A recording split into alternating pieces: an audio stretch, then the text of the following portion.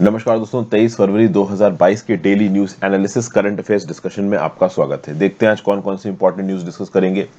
पहली है D escalation of Russia Ukraine tensions top priority. ऐसा इंडिया यहाँ पे बोल रहा है। ऐसा इंडिया यहाँ पे क्यों बोल रहा है? खबर आपने सुनी होगी।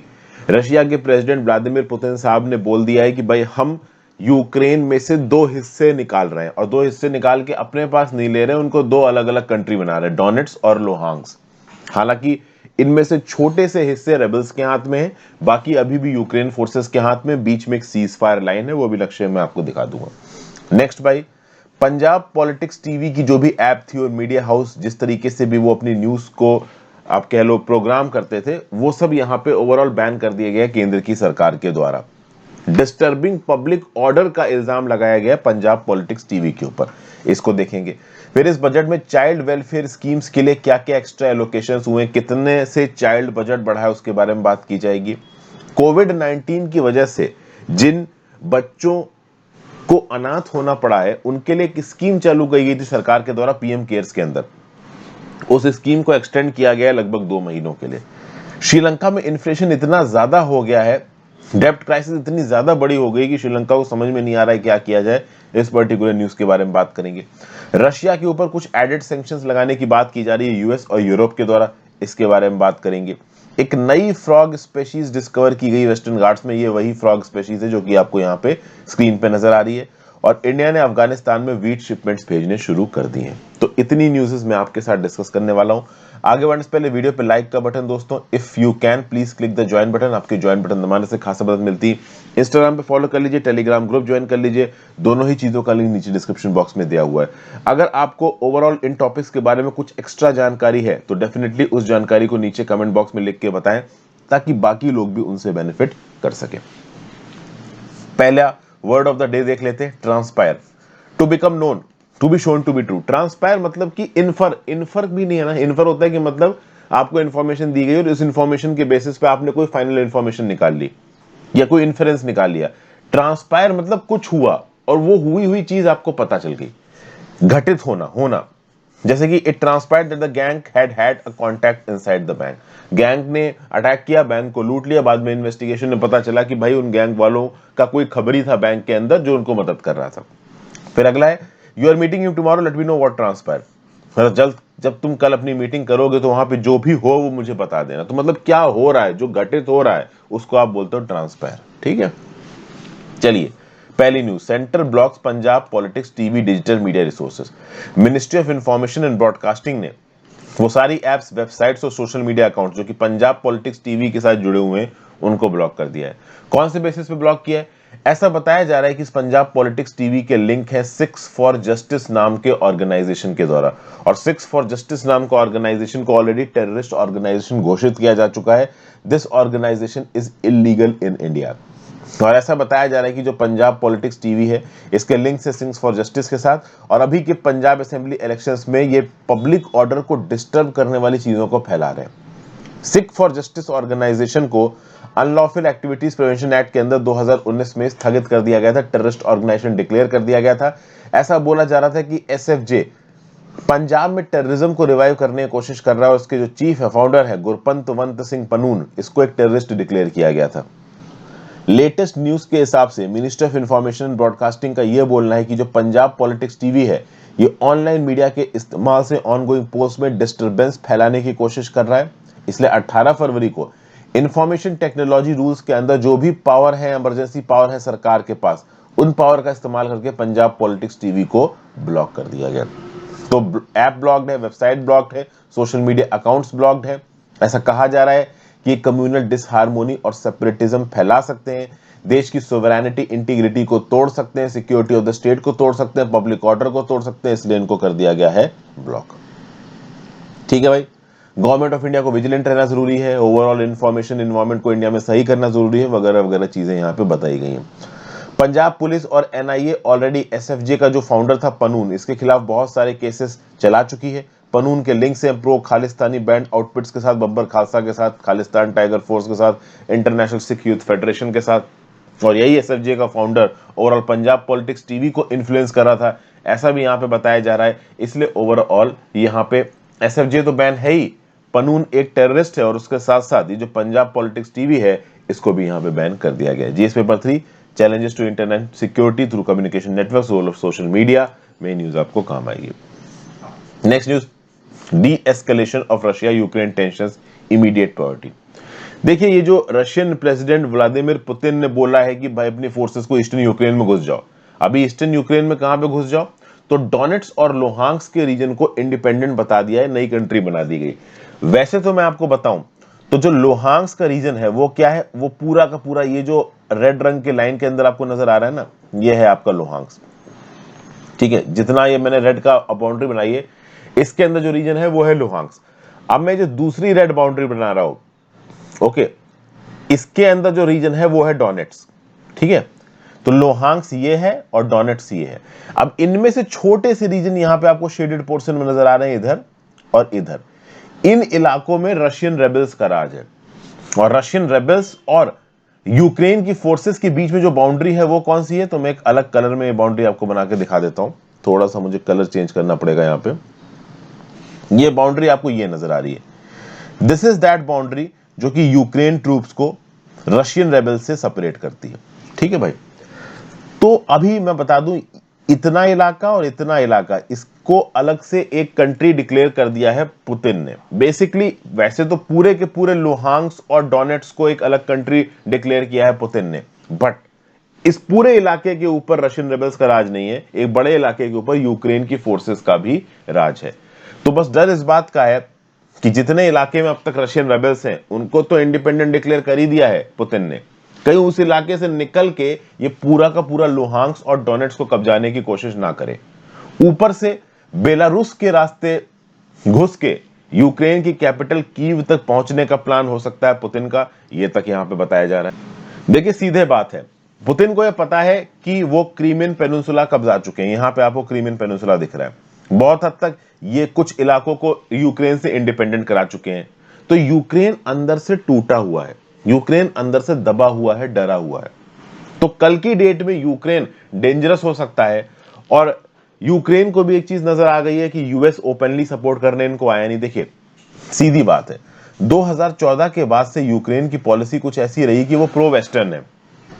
अब यूक्रेन जब प्रो वेस्टर्न बना होगा तो उसको पता होगा कि रशिया के साथ पंगा हो सकता है, तब भी यूक्रेन प्रो वेस्टर्न बना, चूंकि यूक्रेन को हो सकता है बैक एंड से कुछ ऐसे एश्योरेंसेस मिले हो कि आप नाटो ज्वाइन कर सकते हो, कल की डेट में आपके ऊपर अटैक होता है तो हम मदद करने के लिए आएंगे। ये सब कहीं ना कहीं एश्योरेंसेस यूक्रेन के दिमाग में होंगे। लेकिन जब रशिया ने एक्चुअली में क्रीमियन पेनिनसुला कब्जाया और अभी के लिए रशियन प्रेसिडेंट व्लादिमीर पुतिन ने लुहांस्क और डोनेट्स को इंडिपेंडेंट बोल दिया, उस समय पे यूक्रेन की मदद के लिए ना यूएस आया ना यूरोपियन यूनियन आया। सैंक्शंस लगा रहे हैं US European union, but sanction से कौन डरता है? ईरान जैसी कंट्री तक नहीं डरी यूएस सैंक्शन से, रशिया क्या ही डरेगा? समझ गए, खासकर तब जब रशिया के चाइना के साथ अच्छे रिश्ते हैं। इसीलिए अगर आप यहां पे देखो तो यूक्रेन अकेला पड़ गया है। यूएस ओवरऑल किसी प्रकार की मदद नहीं कर पा रहा है, ना ही यूरोपियन यूनियन मदद कर पा रहा है। इस पूरी की पूरी पावर गेम में Vladimir Putin and Russia is the winner. और यूक्रेन इस समय पे घायल है और घायल लोग खतरनाक होते हैं। अब मोस्ट प्रोबेबली यूक्रेन को समझ में आ गया होगा कि भाई न्यूक्लियर वेपन्स इकट्ठा करो, आगे आने वाले समय में कभी भी रशिया से अटैक हो सकता है। खैर वो एक अलग बात है, अब इंटरनेशनल मिलिट्री एक्सपर्ट्स बहुत कुछ बोलते हैं, लेकिन जियोपॉलिटिक्स कैसे इवॉल्व होगी वो समय के साथ ही पता चल पाएगा। लेकिन इतना क्लियर है कि यूक्रेन रशिया बहुत लंबे समय तक एक दूसरे के दुश्मन रहने वाले हैं, इसमें कोई शक नहीं है। हमारे जो इंडिया के परमानेंट रिप्रेजेंटेटिव हैं यूएन में, तिरुमूर्ति साहब, इन्होंने बोला है कि भाई एस्केलेशन जो हो रहा है टेंशन का यूक्रेन रशिया बॉर्डर पे, इसको कम करने की जरूरत है। ये डीप कंसर्न है, रीजन की सिक्योरिटी पीस को अंडरमाइन करता है, हर साइड को रेस्ट्रेंट दिखाने की जरूरत है, लॉन्ग टर्म पीस और स्टेबिलिटी की जरूरत है। इस प्रकार की बातें हमारी तरफ से बोली गई हैं। ठीक है भाई, तो ओवरऑल देखिए हमने एक बैलेंस्ड स्टेटमेंट दिया है इंटरनेशनल पीस और सिक्योरिटी की हम बात कर रहे हैं, ना हम यूक्रेन की साइड ले रहे हैं ना हम रशिया की साइड ले रहे हैं। हम तो ये बोल रहे हैं कि ट्राइलेटरल कॉन्ट्रैक्ट ग्रुप के साथ जो बातचीत हो रही थी, नॉर्मंडी फॉर्मेट से जो बातचीत हो रही थी, उस बातचीत के बेसिस पे पीसफुल सॉल्यूशन पकड़िए। अब देखिए आपको साफ साफ नजर आ रहा है पीसफुल सॉल्यूशन तो यहाँ पे निकला नहीं है। ऑलरेडी जो 2 इलाके जो यूक्रेन के थे उसको रशिया ने करा दिया है यहाँ पे इंडिपेंडेंट। तो यूक्रेन यहाँ पे घायल है। Trilateral contract group Normandy format से कुछ हुआ नहीं है। ट्राइलेटरल कॉन्ट्रैक्ट ग्रुप क्या था? इसमें था भाई आपके representatives from Ukraine, from Russian federation, from organisation for security and cooperation in Europe. तो यूक्रेन के डॉनबास रीजन में वॉर के रेजोल्यूशन के लिए ट्राइलेटरल कॉन्टैक्ट ग्रुप बनाया गया था, जिसमें यूक्रेन, रशिया और organisation for security and cooperation in Europe था। दूसरा, नॉर्मंडी फॉर्मेट टॉक्स। ये जो नॉर्मंडी कॉन्टैक्ट ग्रुप था, इसमें 4 कंट्रीज के रिप्रेजेंटेटिव थे। यूक्रेन, रशिया के तो होंगे ऑब्वियसली, जर्मनी और फ्रांस के भी थे। तो ओवरऑल ये दोनों ग्रुप्स ही मैं यहां पे कहूंगा कि फेल हो चुके हैं, जिस प्रकार का आउटकम निकल के आ रहा है। फेल कब नहीं होते? जब ये जो 2 रीजन्स थे ऑटोनॉमस, आपके डोनेट्स और लुहांस्क के, वहां पे रशियन रेबल्स को थोड़ी ऑटोनॉमी मिल जाती, लेकिन वो रहते यूक्रेन के अंदर। अब रशिया ने फॉर्मली प्रोक्लेम कर दिया है कि वो अलग कंट्रीज है, तो फिर बातचीत का मतलब ही क्या रहा? ओवरऑल यहां पे तो रशिया ने वही कर दिया ना जो उनको चाहिए था। ठीक है, तो जीएस पेपर 2 इंटरनेशनल रिलेशंस के रिस्पेक्ट में न्यूज काम की। अगली न्यूज भी रशिया से रिलेटेड है। Russia faces new sanctions. तो ऑब्वियसली बात, अब 2 नई कंट्रीज आपने बना दी हैं, तो सैंक्शंस तो आएंगे ही। अब यहाँ पे यूएस और यूरोप ओपनली आके यूक्रेन के लिए जंग तो करने वाले हैं नहीं, ये बात तो देखो पहले से ही क्लियर थी। तो कुल मिला के सैंक्शंस लगाए जाएंगे। यूएस ऑलरेडी बहुत से सैंक्शंस लगा चुका है और यूरोपियन यूनियन इस समय पे प्लानिंग कर रहा है और जल्दी नए सैंक्शंस यहां पे लगाएगा। रीसेंट जो एक्टिविटीज हुई है उसके चलते यूक्रेन ने अनाउंस किया है कि इनके 2 सोल्जर्स की मृत्यु हो गई है, 12 लोग वाउंडेड हैं, क्योंकि प्रो रशियन सेपरेटिस्ट ने शेलिंग की थी। शेलिंग के चलते यूक्रेनियन सोल्जर्स को यहां चोटें लगी। ऑब्वियसली बात है, रशियन रेबल्स को भी लगा होगा, वो उतना रिपोर्ट नहीं हो रहा है। यहां पे कुछ डर इस बात का भी है कि रशिया फुल स्केल इन्वेजन कर देगा, पूरा का पूरा यूक्रेन अपने पास कब्जा लेगा। इस बात के चांसेस बहुत कम है, क्योंकि अगर इतना एक्सट्रीम स्टेप पुतिन लेंगे तो डेफिनेटली वर्ल्ड वॉर 3 शुरू होने के चांसेस बनेंगे। एक लिमिट तक ही यूरोप और यूएसए जैसी कंट्री शांत बैठ सकती हैं। पुतिन को भी यह बात पता है कि एक लिमिट से ज्यादा चीजों को स्ट्रेच किया तो जंग यहां पे छिड़ जाएगी, जो कि रशिया के फेवर में भी नहीं है। यूक्रेनियन प्रेसिडेंट वोलोदिमीर ज़ेलेंस्की ने बोल दिया है कि हम मॉस्को के साथ डिप्लोमेटिक रिलेशंस खत्म कर रहे हैं, लेकिन इस अनाउंसमेंट से देखिए कुछ होने वाला है नहीं। डिप्लोमेटिक रिलेशंस खत्म हो जाए, इससे पुतिन अपना काम बंद कर दे, वो देखिए बहुत मुश्किल है। इंटरनेशनली कंडेम्ड किया जा रहा है रशिया को, व्लादिमीर पुतिन को। दुनिया भर से स्टेटमेंट्स निकल के आ रहे हैं कि यहाँ पे व्लादिमीर पुतिन जो भी कर रहा है गलत कर रहा है। जापान ने क्रिटिसाइज किया है, ठीक है। टर्की ने कहा है कि जो रशिया ने 2 कंट्रीज बना दी है गलत है। इंडिया ने एक बैलेंस सा स्टेटमेंट दिया है, चाइना ने भी एक बैलेंस सा स्टेटमेंट दिया है। जापान बोल रहा है कि हम सैंक्शंस में मदद करेंगे रशिया के against. US president Joe Biden ने एक एग्जीक्यूटिव ऑर्डर साइन किया है कि कोई भी यूएस बिजनेस एक्टिविटी जो कि डोनेट्स और लुहांस्क में होती है वो बंद कर दी जाएगी। ईयू, यूरोपियन यूनियन के टॉप डिप्लोमेट ने कहा है कि जल्दी ही बहुत सीवियर सैंक्शंस हम रशिया के ऊपर लगाएंगे। लेकिन Russian foreign minister Sergei Lavrov साहब ओपनली बोल चुके हैं कि हमें सैंक्शन से डर नहीं लगता, हम कुछ करें चाहे कुछ ना करें, ये वेस्टर्न कंट्रीज तो सैंक्शंस लगाएंगी, तो हमें सैंक्शन से कोई डर नहीं। देखिए, सैंक्शंस यहां पे रोक नहीं पाएंगे रशिया को, ये बात बिल्कुल क्लियर है। ओके, कुछ यहां पे क्यूबन मिसाइल क्राइसिस जैसी सिचुएशन बनती नजर आ रही है। क्यूबन मिसाइल क्राइसिस 1962 की एक ऐसा इवेंट था जिस समय पे ऐसा लगा था कि भैया एक नया न्यूक्लियर वॉर शुरू हो जाएगा। इसको अक्टूबर क्राइसिस 1962 या मिसाइल स्केयर भी कहा जाता था। 1 महीने 4 दिन चली थी ये क्राइसिस, 16 अक्टूबर से 20 नवंबर 1962। हुआ ये था कि उस समय पे 2 बड़ी पावर्स थी, एक तरफ था यूएसए, दूसरी तरफ था सोवियत यूनियन। तो यूएसए ने क्या किया था कि मिसाइल्स डिप्लॉय कर रखी थी इटली में, टर्की में, ठीक है भाई। तो इटली टर्की में डिप्लॉयड मिसाइल्स यूएसएसआर के अगेंस्ट यूज की जा सकती थी। तो यूएसएसआर ने उस समय पे क्या किया कि अपनी मिसाइल्स को क्यूबा में डिप्लॉय कर दिया और क्यूबा से सीधे यूएस के अगेंस्ट लॉन्चेस की जा सकते थे। तो ये एक प्रकार का मिसाइल स्केयर था। यहां पे यूएस को भी समझ में आ गया और यूएसएसआर को भी समझ में आ गया कि अपनी हद में रहो, अपनी औकात में रहो, एक लिमिट से ज्यादा आगे बढ़ोगे तो यहां पे एक न्यूक्लियर जंग शुरू हो सकती है। इसीलिए इसको क्यूबन मिसाइल क्राइसिस, अक्टूबर क्राइसिस, मिसाइल स्केयर कहा जाता था। यहां पे दोनों ही कंट्रीज को, उस समय की यूएसएसआर और यूएसए को पता चल गया कि तमीज में रहो, नहीं तो गड़बड़ा जाएगा मामला।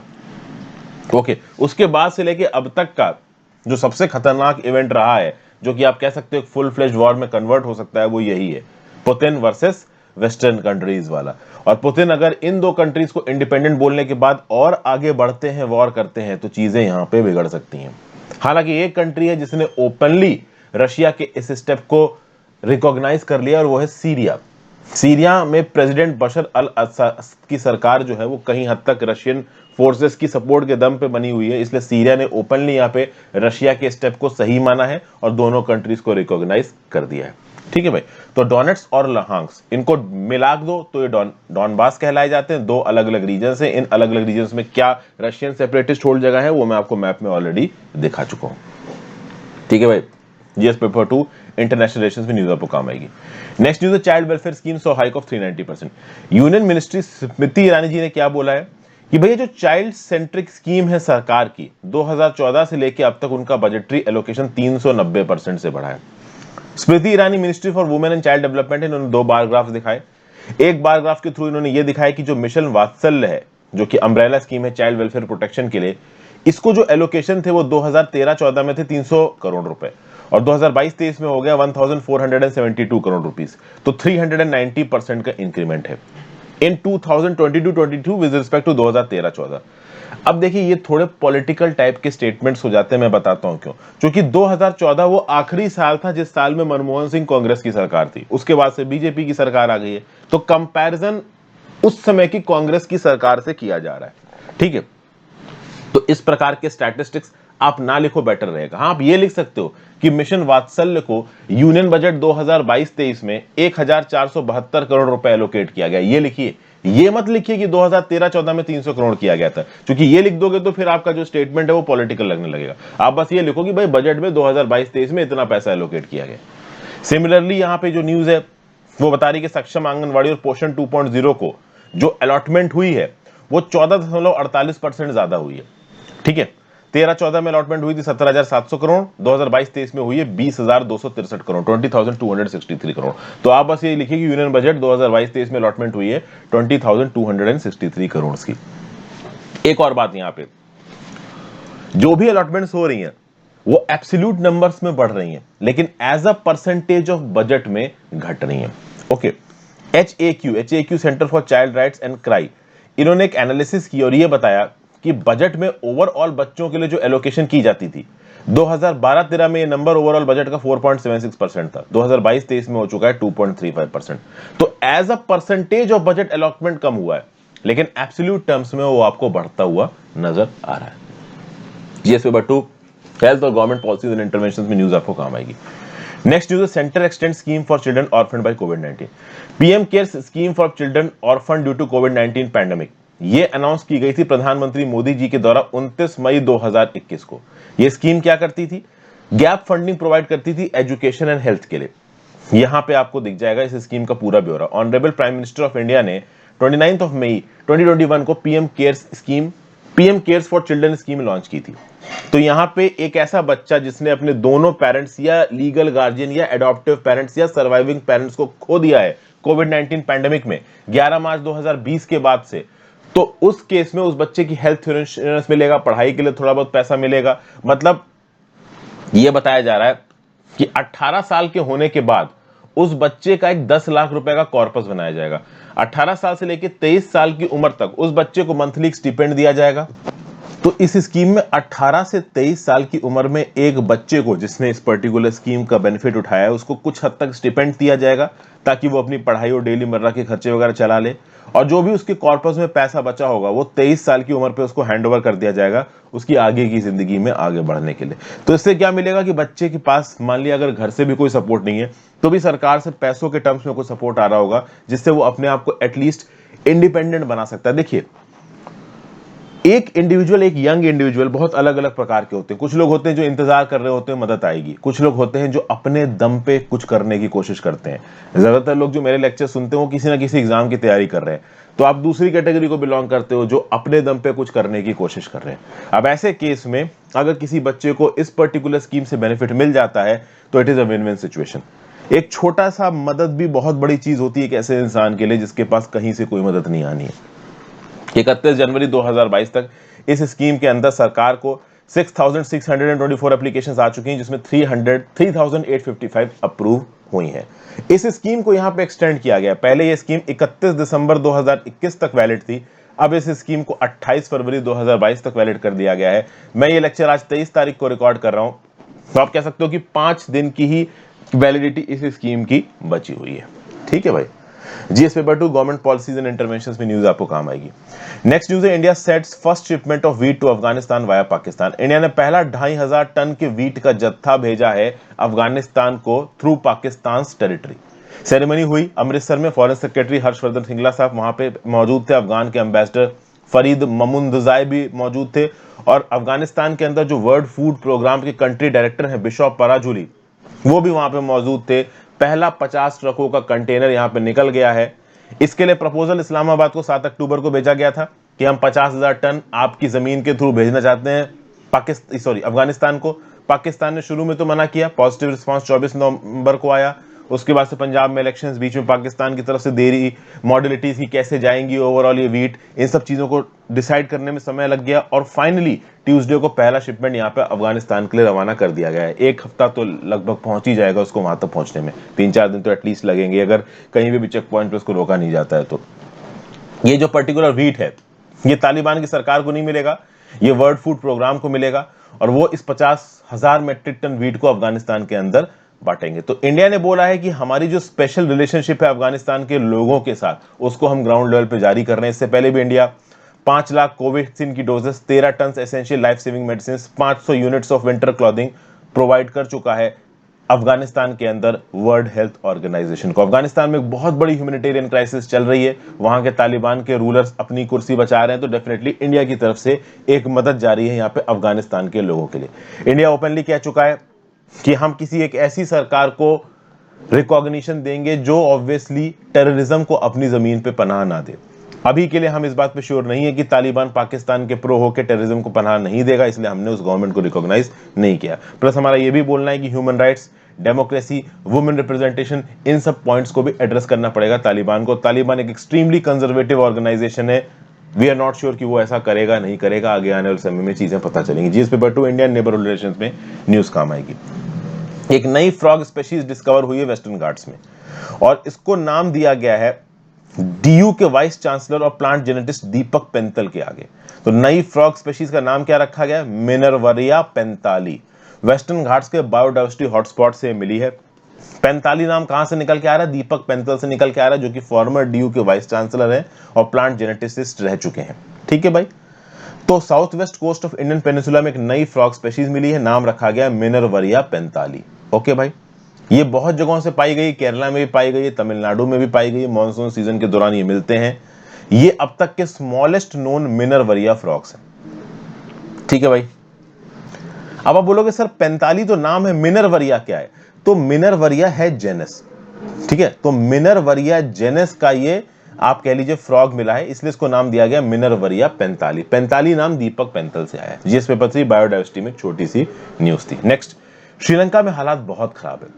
इन्फ्लेशन के, चीजों की अवेलेबिलिटी के, जो national consumer price index inflation है वो 16.8% पहुंच गया है जनवरी में। इस जनवरी 2022 की बात हो रही है और अक्टूबर में फिगर 8.3% था। अक्टूबर से तो ऑलमोस्ट दुगने से भी ज्यादा हो चुका है। Foreign exchange reserves almost Sri Lanka के खत्म हो चुके हैं। इन्फ्लेशन बहुत तेजी से बढ़ रहा है। फॉरेन से जो जरूरतमंद की चीजें अगर मंगानी है तो श्रीलंका को डॉलर्स में पेमेंट करनी पड़ेगी और प्रॉब्लम यह है कि श्रीलंका के पास चूंकि फॉरेन एक्सचेंज नहीं है तो उनके पास डॉलर्स है नहीं। तो ना श्रीलंका के पास इस समय पे बेसिक खाने पीने का सामान खरीदने का पैसा है, ना ही उनके पास फ्यूल खरीदने का पैसा है। और अब प्रॉब्लम यह है कि बहुत सारी कंट्रीज श्रीलंका की डेब्ट क्राइसिस को देते हुए लोन देने को भी तैयार नहीं है। ये जो मेन ऑयल कंपनी है ना श्रीलंका की, सेलोम पेट्रोलियम कॉर्पोरेशन, इसने ऑलरेडी $3.5 बिलियन का लोन ले रखा है और जब ये लोन लेने इंटरनेशनली जा रही तो अब इसको पैसा मिल नहीं रहा है, तो ये पेट्रोलियम क्रूड ऑयल को प्रोक्योर नहीं कर पा रही है। तो इसलिए आप देखोगे कि श्रीलंका में बहुत सारी gas pumping station, petrol diesel की अवेलेबिलिटी ही खत्म सी हो रही है, मिल ही नहीं रहा है मार्केट में यहां पे श्रीलंका में पेट्रोल। तो इनकी मेन पेट्रोलियम कंपनी ने इंडिया गवर्नमेंट से $500 मिलियन की क्रेडिट लाइन की बात की, हो सकता है आगे आने वाले समय में आ भी जाए। लेकिन बात यहां पे यह है कि आप कब तक उधार लेके देश चलाओगे? उधार लेके देश तो चलाया नहीं जा सकता। ओके, तो एक special goods and services tax को लाने की बात कर रही है सरकार श्रीलंका की। ऐसा बोला जा रहा है कि इससे $50 बिलियन की, 50 बिलियन श्रीलंकन रुपीस की कमाई हो जाएगी, लगभग $250 मिलियन की कमाई हो जाएगी श्रीलंका की सरकार की। फिर एक स्टेप ये भी सोचा जा रहा है कि इंडियन इंटरनेशनल मॉनेटरी फंड से एक बेल आउट मांगते, जैसे इंडिया को बेल आउट किया था ना 1991 में इंटरनेशनल मॉनेटरी फंड में, वैसे श्रीलंका एक बेल आउट मांगे। लेकिन इस बेल आउट को भी लेके श्रीलंकन रूलिंग कैबिनेट में कुछ फिजर्स हैं। श्रीलंकन रूलिंग कैबिनेट में बहुत सारे ऐसे लोग हैं जो ये कह रहे हैं कि भाई श्रीलंका ने जो इतना ह्यूज $35 बिलियन का डेप्ट ले चुका है, इस डेप्ट को यहां पे रिजॉल्व करने की जरूरत है। जरूरत से ज्यादा उधार लेके कंट्री आप नहीं चला सकते। श्रीलंका के सुपरमार्केट्स में rice, milk, powder, sugar, lentils, fish ये सब कम पड़ रही हैं, तो एक कंज्यूमर को एक लिमिटेड अमाउंट ऑफ चीज ही यहां पे बेची जा रही है। कुछ कुछ इस प्रकार के हालात हो गए कि आपको याद है ना कि एकदम से जब कोरोना का लॉकडाउन लगा था तो टमाटर, दूध वगैरह सब मिलना मार्केट में कम हो गया था। मैं कोरोना के लॉकडाउन के बाद डीमार्ट करके एक जगह है, वहां पे दूध लेने के लिए गया तो एक पैकेट 2 पैकेट ही दे रहे हैं, उससे ज्यादा दूध दे ही नहीं रहे हैं, कि मतलब कमी है मार्केट में। कुछ इस प्रकार की चीज इस समय पे श्रीलंका में हो गई। ऊपर से टूरिज्म और कम हो गया है, ठीक है, ज्यादा लोग श्रीलंका में घूमने जा नहीं रहे पैंडेमिक की वजह से। फॉरेन में जो वर्कर काम कर रहे थे उनकी नौकरियां चली गई, वो वापस श्रीलंका आ गए, तो बाहर से पैसा नहीं आ रहा है। तो कुल मिला के श्रीलंका के हालात बहुत ज्यादा खराब चल रहे हैं। इंटरनेशनल रेटिंग एजेंसी ने श्रीलंका की रेटिंग्स को डाउनग्रेड कर दिया है। श्रीलंका की सरकार अपने फॉरेन ऑब्लिगेशंस को पूरा नहीं कर पा रही है। ओवरऑल हालात बहुत ज्यादा खराब है। जीएस पेपर 2 इंटरनेशनल न्यूज में चीज आपको काम आएगी। तो thank you for watching friends, आज के लेक्चर में इतना ही। इंस्टाग्राम पे फॉलो कर लीजिए, टेलीग्राम ग्रुप ज्वाइन कर लीजिए। टेलीग्राम ग्रुप में आपको इसके लेक्चर की पीडीएफ मिल जाएगी। If possible for you click the join button. अगर आपके पास कुछ एक्स्ट्रा इन्फॉर्मेशन है तो नीचे कमेंट बॉक्स में लिख के जरूर बताएं, मैं अच्छे कमेंट को पिन कर दूंगा। Have a great day friends, good bye, ध्यान रखिए।